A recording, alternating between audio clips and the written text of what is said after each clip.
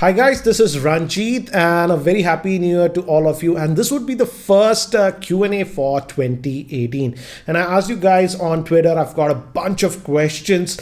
In fact, I got so many questions, and out of that I selected about 30 odd questions. So this Q&A session would be a little bit on the longer side, so get your favorite beverage, whatever it's a coffee or a tea, and let's go. I don't know if it's very long. I might split it into two parts because 30 questions that I've selected, and there are some personal questions also that I have taken up that I generally do not take, but thought why not answer them. And also the favorite cameras that I have and I use for YouTube, and all those other related questions also have included. So let's get into this. And the first question that I got was from Rajesh, and again this is a personal question. He's asking, what was your first salary? This should be 1997. Yes, almost 21 years ago. My first salary was 4,500 rupees. I still recall that. So yeah, that what. This is by Gautam. He's asking, this is a camera related question. Do you prefer telephoto lens over wide angle lens? Gautam, I generally do not use the telephoto lens a lot. For example, right now I'm shooting this with the Canon 80D, and I'm not using a telephoto lens. It's a normal, this is the Sigma 18-35 lens that I'm using. So you can't call it a telephoto lens. So mostly for shooting the videos, so for tech videos also that I shoot, I don't use a telephoto lens. So really I use a telephoto lens. Mostly I don't go even very wide. My sweet spot is between 18 to 35, and that gets the job done for me.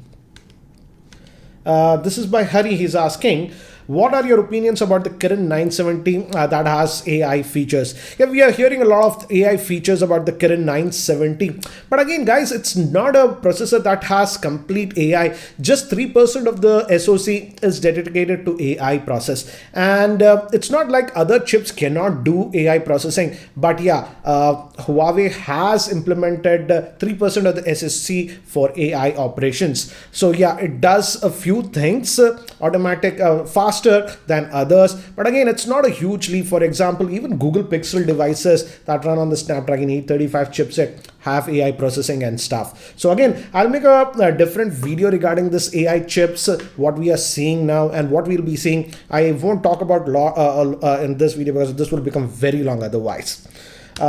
This is by Siddharth. He's asking, Amazon Prime Video is providing some very good local content, but Netflix has some very good all-time hits. Who would you think would emerge as a winner in the next 2 years? Or if so, streaming services are taken into consideration? A very interesting question. I'll share my personal experience because I've used both the Netflix as well as Amazon Prime. But now I've cancelled my Netflix subscription because if I recall, I was paying 650 rupees every month for the Netflix.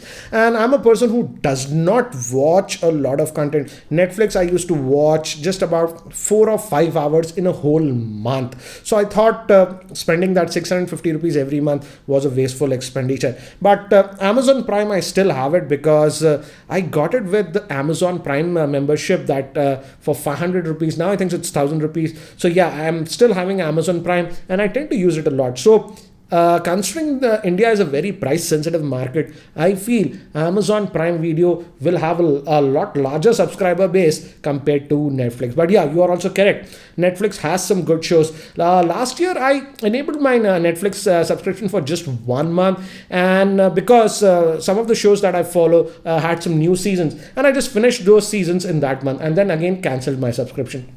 So in the long run, obviously Amazon Prime will have a lot more subscribers compared to the Netflix. It's just because of the price. And this is by Vivek. This question actually was initially asked by Amit Bhavani. He's asking, what's the secret behind your energy? And Vivek also added on that. Energy that Geekyranjit shows and possesses is parallel to none. He says, Ranjit, you must include this in the Q&A. Also, Ranjit, you must make a video telling us all about inner Ranjit. Oh my God. Who is Ranjit and how does he think?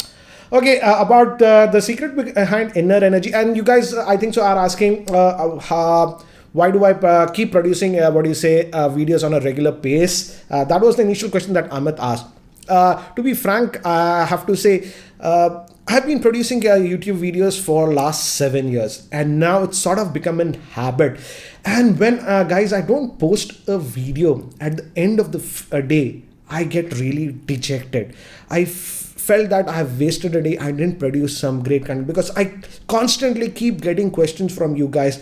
What about this? What about that? How does this work? That. So there's a lot of things that are going on. So producing these videos actually motivates me, reading your comments. So that's the secret behind motivation. And as I've said, if I don't produce content, sometimes, some days I might not produce a content for a day. That day I might be researching on the work and stuff. But let's say if I take a break for 3-4 days, I really get dejected. So you can say that I have become a workaholic. And this is the medium by producing a video, whatever, that day I get a lot of, you guys reply on the comments. And so I get a very engaging, conversation with you guys. So it's a way for me to express, and I feel dejected if I don't produce a video. But again, I'm very particular that I won't just post a video for the heck of posting a video. Let's say just there is some random news, I just make a video about that. No, every video that I make should offer some value to you guys or address some point. So I'm very particular about that. I just don't want to produce a video for a heck of producing a video. But yeah, the secret energy is that you guys keep motivating me and keep asking me so many questions. So that is the motivating factor, I would say. And again, a tip to young YouTubers is that just don't make videos for the heck of just producing a video by just seeing what others are doing or just posting what is news and talking about that. In the long run, it's not a good way, I would say, to do that. A simple tip is that make sure every video that you produce has some value and it offers some value to your users. So that's the tip that I can give. Okay, let's move to the next one. Let me just wear my glasses. Yeah, a lot better.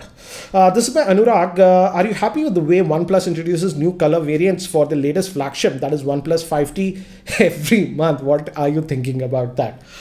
Yes, a very valid question. And to be frank, I'm not liking what OnePlus is doing. Almost every month, they are just launching a new variant of their existing, device. For example, we saw with the Star Wars, then the Sandstone variant and what. And I get why OnePlus is doing that, because these days, guys, to sell your phones, you have to be in the hype. And by just launching a new variant every month, they are continuing that hype, I feel. But in the long run, I feel the loyal OnePlus users are sort of getting annoyed. And I frankly feel this can be a backslash to their user base. So I am personally not liking how they are doing. They should just launch most of the variants in one go so that the end user can have a better selection what they really want, instead of just every month just launching just a new variant of a similar phone. That's my personal opinion. Do let me know what do you think about that. This is by Saileshwar. He's asking, do you think OnePlus 6 will have in-display fingerprint scanner? Should OnePlus also move to Quad HD display with the OnePlus 6? Okay, first let's talk about the Quad HD display. I feel yes, OnePlus can move to the Quad HD display. And why I'm telling you this is that because I've used quite a bit of flagships that have Quad HD display with even on-screen display. This is the LG Q6, and they're getting similar battery life compared to the OnePlus 5T. So if they invest in good panels, these new panels are power efficient. So yes, they can move to a Quad HD display, I would say. But in terms of in-display fingerprint scanner, I am thinking that might not happen with the OnePlus 6, because yes, the technology is there, and there are rumors that one of the Vivo phones will have the display fingerprint scanner. But I don't think so. The technology is very mature and robust as of now. That's the reason it said that Apple didn't implement that in the iPhone 10. So if OnePlus implements that, it won't be that great. And I think so OnePlus waits till the technology matures and then only introduces those things. So I am doubtful that they'll have the display fingerprint scanner technology. But yeah, they can move to Quad HD displays, because the new panels of Quad HD displays, at least with the flagships, are very, very power efficient. This is by Pratik. He's asking, without buying the deck station or by Samsung, can I simply buy the USB Type-C to HDMI cable? It's just a cable that you get. Will it work with my Note 8 or not? This is a very interesting question, guys. I have a Type-C to HDMI cable, but I frankly did not try it on the Note 8. Did any one of you try it? I don't think so you'll get the full DeX features, but you technically should be able to connect a Type-C cable to the H and connect it to your television, and your display of the smartphone should be mirrored to the television. But any of you, if you have tried it, do share your opinions in the comment section. That's an interesting one. I'll give it a try and see. This is by Mr. Singh. He is asking, what are your expectations from the flagships of 2018? Okay, if you have seen my video of this year that I posted about the top flagships of 2017, I'll leave the link here as a card. I was disappointed with all the flagships of 2018 because most of them didn't give a complete balanced smartphone. Every phone had some major issue, and I didn't like any one of them. I would say currently I'm using this LG V30 as my primary smartphone. This is the most balanced one, apart from that front-facing camera, which is simply not that great for a flagship. I really like the Pixel 2 XL, but man, that screen and other issues that the Pixel 2 XL has is a bummer for me. So I hope in 2018 these manufacturers pay attention to make balancing out a phone without any major flaws. And Google, particularly you guys, pay a lot more attention to what you say quality control issues. Man, how could you guys let go the display problems on the Pixel 2 XL? I'm just bummed up by that. This is by Neeraj Agarwal. He's asking, have you spotted any burn-in on the iPhone 10's display or any display issues that matter? No. Neeraj, here is the iPhone 10 that I have. Let me lower the brightness. It's very bright, and as you can see, have no issues with it. And don't worry about the screen burn-in issue. It will not happen if you use the phone regularly. If you just put a static image and leave it for 5-6 hours, maybe that will happen. But in normal usage, we don't use our phones like that. And I've been using this iPhone 10 from the launch date, and I noticed no burn-in issues or anything like that. So in regular usage, nothing should happen. In fact, this burn-in issue should not happen because my wife was actually using the Note 4 for quite some time. I think she used for over 2 years, and even on that one I didn't notice any burn-in issue. So with normal usage with smartphones, we don't just leave the same image there for a couple of hours. We just keep moving, interacting with the content, so the display continuously refreshes. So burn-in is actually not an issue if you just use the phone normally. This is by Nimesh. He's asking, what do you think about the Nokia 6 2018? Is the Snapdragon 630 better than the 625? I would say in raw performance, you would not notice a huge difference, but the Snapdragon 630 is slightly better. The base clock frequency is slightly higher on the 630, and the ISP, that is the imaging processor, is slightly improved on the 630. So with dual camera setups, the Snapdragon 630 is slightly faster than the 625. But again, I'm disappointed that Nokia 6, in terms of the screen aspect ratio, is still going with that old design. They didn't opt for the new design, that is the 18:9 aspect ratio that we are seeing with a lot of mid-range Android phones.